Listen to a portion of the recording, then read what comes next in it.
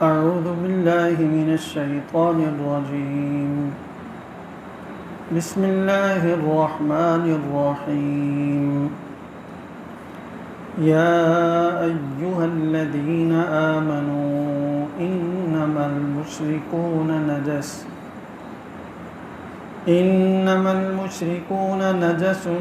فلا يقربوا المسجد الحرام بعد عامهم هذا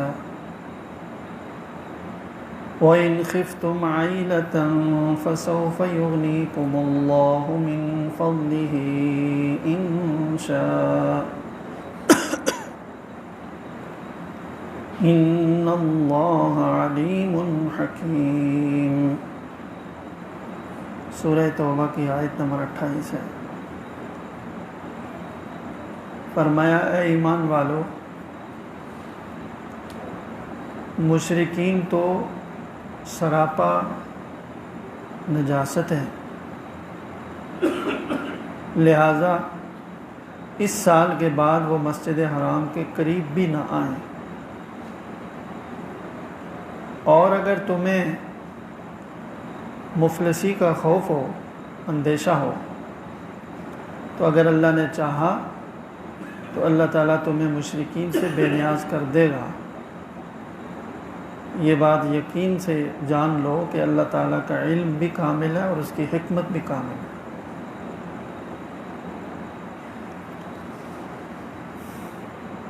تو اس آیت میں یہ فرمایا کہ مشرکین نجس ہیں، سراسر ناپاکی ہے، لہذا اس سال کے بعد وہ مسجد حرام کے قریب بھی نہ آئیں۔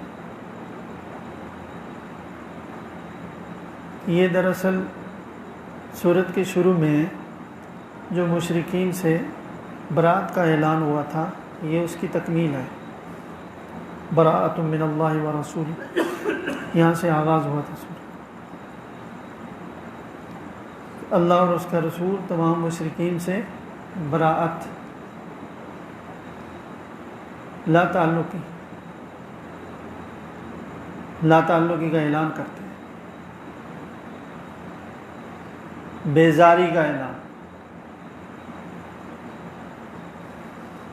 تو اس کا تکمیل یہ ہے کہ فرمایا کہ دیکھو مشرکین جو ہیں یہ سراسر ناپاکی ہیں، لہذا مسجد حرام کے قریب نہ آئیں اس سال کے بعد۔ اس سال سے مراد سن 9 ہجری، سن 9 ہجری کو یہ آیات سورت پوری نازل ہوئی تھی، اور سن 9 ہجری کو جو حج ہوا تھا، حضرت ابوبکر صدیق رضی اللہ تعالیٰ عنہ کو رسول اللہ صلی اللہ علیہ وسلم نے امیر حج بنا کر مدینہ طیبہ سے بھیجا تھا، اور خصوصی اعلانات کے لیے حضرت علی رضی اللہ تعالیٰ عنہ کو بھیجا تھا۔ اعلانات حضرت علی نے کیے تھے اور امیر حج حضرت ابوبکر صدیق تھے۔ حضرت علی نے جو اعلان کیا تھا اس میں یہ بھی تھا، اس کے الفاظ بھی یہ تھے کہ فلا یحجن مشرک بعد عامہ ھذا، کہ کوئی مشرک اس سال کے بعد حج نہیں کر سکے گا۔ حالت شرک میں اور کفر میں کسی کو حج کی اجازت نہیں ہے۔ پہلے تو عام رواج تھا، سب حج کرتے تھے۔ یہاں اللہ تعالیٰ نے فرمایا کہ چونکہ مشرکین تو سراسر ناپاکی ہیں، اس سال کے بعد مسجد حرام کے قریب نہیں آ سکتے۔ لیکن ناپاکی جو ہوتی ہے، نجاست، اس کی 3 قسمیں ہیں۔ ایک تو وہ ناپاکی ہے، نجاست ہے جو آنکھوں سے نظر آتی ہے، جیسے پیشاب ہے، پخانہ ہے، گوبر ہے، خون ہے، اس کو سب سمجھتے ہیں کہ یہ نجاست ہے، ناپاکی ہے۔ دوسری نجاست کی قسم وہ ہے کہ وہ ناپاکی تو ہے، نظر نہیں آتی، شریعت نے اس حالت کو ناپاکی قرار دیا۔ جیسے بے وضو ہو آدمی تو یہ چھوٹی ناپاکی ہے، اس حالت میں نماز نہیں پڑھ سکتا آدمی، قرآن کو نہیں چھو سکتا، بیت اللہ کا طواف نہیں کر سکتا، اور اس سے ایک بڑی ناپاکی ہے، اس صورت میں بھی کوئی ناپاکی نظر نہیں آتی، لیکن شریعت نے قرار دیا ہے کہ ناپاکی بڑی ناپاکی ہے، غسل واجب ہو گیا، عورتوں کے مخصوص دن ہیں، ان دنوں میں وہ ناپاک ہے، اس حالت میں وہ مسجد میں نہیں آ سکتی، اس حالت میں مرد مسجد میں نہیں آ سکتا، تو یہ ناپاکی ہے لیکن نظر نہیں آتی۔ ایک ناپاکی وہ ہوئی، یہ دونوں ناپاکیاں انسان کے جسم کے ساتھ ان کا تعلق ہے۔ پیشاب پاخانہ لگا ہوا ہو تو جسم ناپاک ہے، کپڑا ناپاک ہے۔ پیشاب پاخانہ نہیں ہے لیکن جنابت اور حیض نفاس کی حالت جو ہوتی ہے، مردوں کو غسل کی حاجت ہو گئی، عورتوں کو حاجت ہو گئی، تو یہ حالت ایسی ہے کہ اس میں بھی جسم ناپاک ہوتا ہے، لیکن یہ ناپاکی نظر نہیں آتی۔ دو قسمیں ہو گئیں۔ تیسری قسم ایک اور نجاست ہے جس کو دل کی اور روح کی نجاست کہتے ہیں، وہ ہے غلط عقائد اور نظریات، اور برے اخلاق بھی اس میں شامل ہیں۔ اللہ بچائے ہم سب کو اس ناپاکی سے پاک فرمائے۔ برے عقائد سے تو اللہ نے مسلمانوں کو بچایا ہوا ہے، لیکن برے اخلاق تو ہوتے ہیں، وہ بھی ناپاکی ہے۔ کسی کے خلاف بغض ہو، کسی کے خلاف حسد ہو، کسی کی دشمنی اور کینہ دل میں ہو، یہ گندگیاں ہیں۔ تکبر ہو، بے شمار چیزیں، اللہ تعالیٰ ان گندگیوں سے نجات عطا فرمائے۔ تو تیسری قسم ہے، یہ بھی نظر نہیں آتی لیکن دل اور روح کی نجاست ہے، غلط عقائد، شرک، کفر، اللہ کے رسول کا انکار، اس کا تعلق دل سے روح سے، یہ بھی نجاست۔ جو مشرکین تھے ان میں تو بعض حالات میں یہ تینوں نجاستیں پائی جاتی تھی، بعض حالات میں وہ کپڑوں کی پاکی ناپاکی کا کوئی اہتمام نہیں کرتے تھے، غسل فرض ہے تو ان کے یہاں تو اس کا کوئی تصور نہیں، آج بھی۔ اور دل کی ناپاکی، غلط کفریہ عقائد اور نظریات تو تھے، تو بعض اوقات کسی میں تینوں جمع ہیں، اور اگر تینوں نجاستیں نہیں ہیں تو آخری نجاست یعنی غلط عقیدہ، شرک اور کفر، یہ تو سب مشرکوں میں تھا۔ اس لیے فرمایا کہ یہ سراپا نجاست ہے، یہ تو سراسر ناپاکی ہے، کفر اور شرک کی حالت میں اور ان گندگیوں کی حالت میں مسجد حرام میں داخل نہیں ہو سکتا۔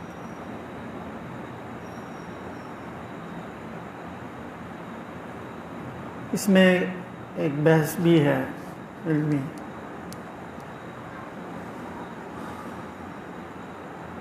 حضرت امام اعظم امام ابو حنیفہ رحمہ اللہ تعالیٰ کی جو تحقیق ہے اور جو ان کی رائے ہے وہ میں عرض کر دیتا ہوں۔ قرآن کا اشارہ تو یہ ہے کہ یہ مشرکین سراپا نجاست ہے، لیکن اس کے ساتھ سیرت النبی میں یہ مثالیں ملتی ہیں کہ مشرکین آپ سے مسجد میں آ کر ملے، آپ نے ان کو مسجد میں ٹھہرایا، توبہ کرنے کے لیے بھی مسجد میں آتے تھے، آپ مسجد میں تشریف فرما ہوتے تھے۔ اس لیے حضرت امام ابو حنیفہ رحمۃ اللہ علیہ کے نزدیک اس آیت کا مطلب یہ ہے کہ حج کے لیے مشرک مسجد حرام میں نہیں آ سکتا۔ ویسے اگر کوئی جانا چاہے کسی بھی وجہ سے تو مسجد حرام میں داخل ہونا منع نہیں ہے۔ مثلا کوئی کاریگر ہے، غیر مسلم ہے لیکن کاریگر بہت اعلیٰ ہے، تو اگر کوئی کام کرنا چاہے تو مسجد حرام میں کام کر سکتا ہے، یا مسلمانوں کے ماتحت ہو کر، مغلوب ہو کر کے کوئی جانا چاہتا ہے کہ میں آپ کا بیت اللہ دیکھوں، جا سکتا ہے۔ یہ امام ابو حنیفہ رحمۃ اللہ علیہ کیا فرماتے ہیں کہ یہاں مسجد حرام کے قریب نہ آنے سے مراد یہ نہیں ہے کہ کسی حالت میں بھی وہ مسجد میں داخل نہیں ہو سکتے، مراد یہ کہ حج نہیں کر سکتے، حج کی اجازت نہیں۔ امام مالک رحمۃ اللہ علیہ فرماتے ہیں کہ دنیا کی کسی مسجد میں مشرک داخل ہی نہیں ہو سکتا اسی آیت کی وجہ سے۔ امام احمد ابن حنبل اور امام شافعی یہ فرماتے ہیں کہ نہیں، صرف مسجد حرام کی یہ خصوصیت ہے کہ وہاں داخل ہی نہیں ہو سکتا، کسی بھی وجہ سے داخل نہیں ہو سکتا۔ چنانچہ وہاں چونکہ سعودیہ میں فقہ حنبلی نافذ ہے تو وہاں حرم میں پابندی ہے،